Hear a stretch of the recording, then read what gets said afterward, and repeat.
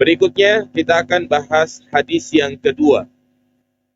Hadis yang kedua ini menjelaskan kepada kita bagaimana menyikapi gemerlapnya dunia.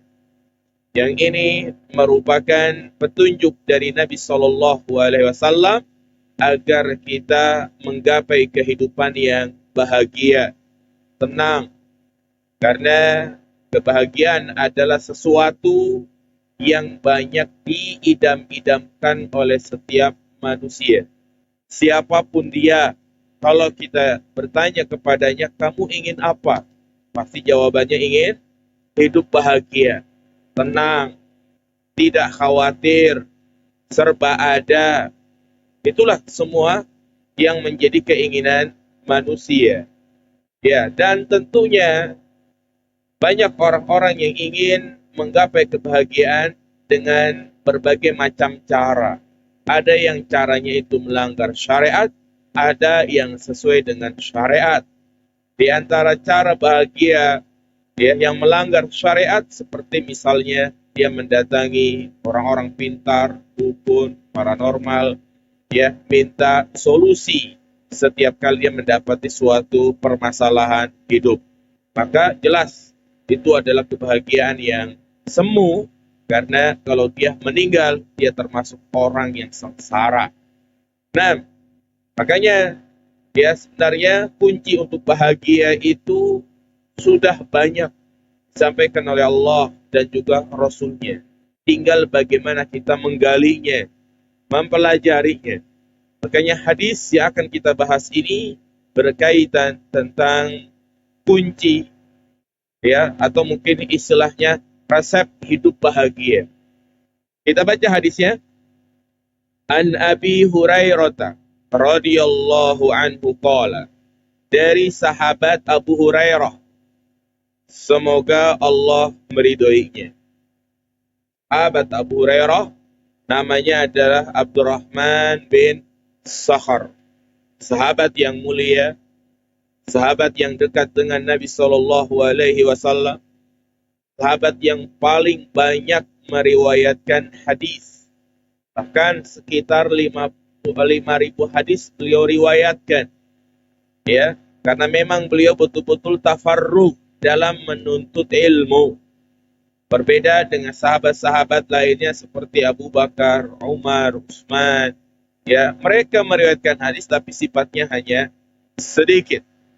Kenapa? Katanya Abu Bakar, Umar, Utsman yang katanya sangat dekat dengan Nabi, tapi hadis-hadis yang diriwayatkan olehnya itu sedikit, ya.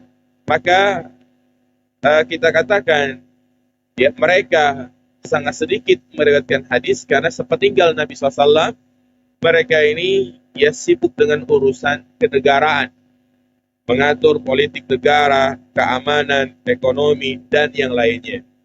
Berbeda dengan Abu Hurairah, walaupun dia termasuk sahabat yang masuk Islam belakangan, itu pada tahun sekitar 7 Hijriah. Jadi kalau dia masuk Islam pada tahun ke-7 Hijriah, bertemu dengan Nabi cuma berapa tahun, jemaah?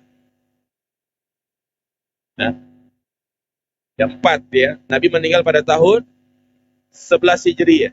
7, 8, 9, 10, 11, sekitar 4-5 tahun, 4 tahunan. Tetapi beliau ya banyak meriwayatkan hadis. Kenapa? Karena beliau betul-betul tafarruq. Ya, maksudnya beliau mengorbankan waktunya untuk belajar.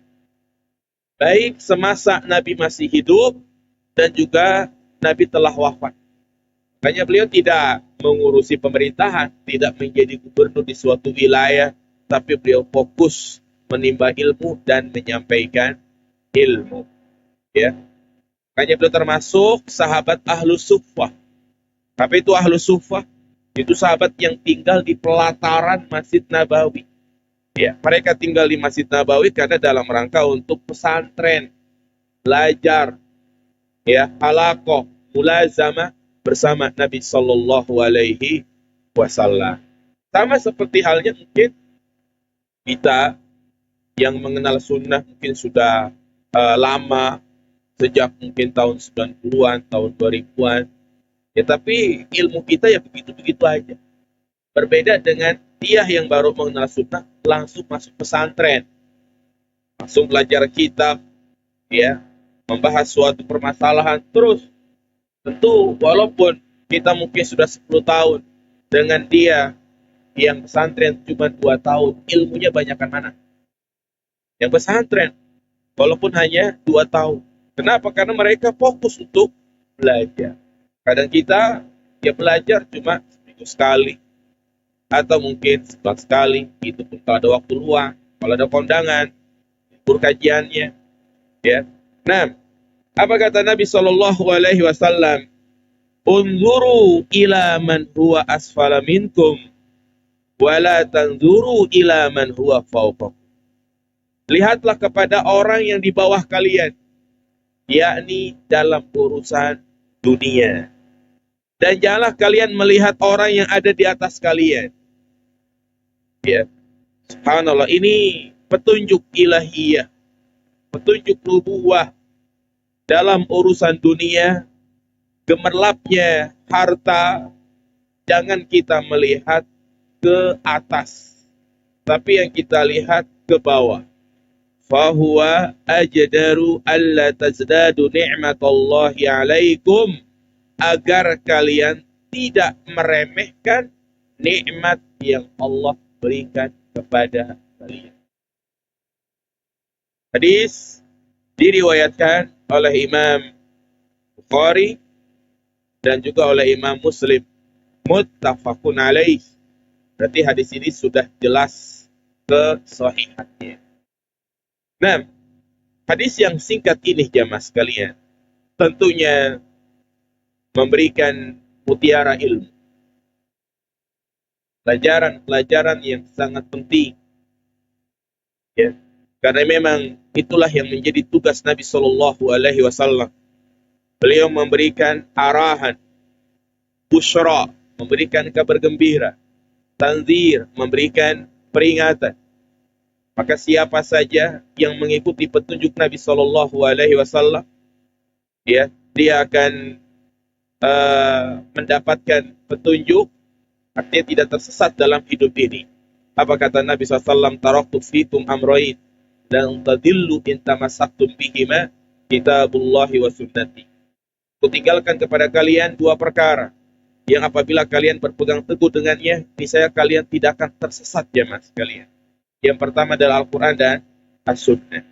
Apa yang disampaikan oleh Nabi SAW ini berkenaan dengan menyikapi gemerlapnya dunia, yang mana kita disuruh untuk melihat ke bawah, melihat orang-orang yang ekonominya di bawah kita.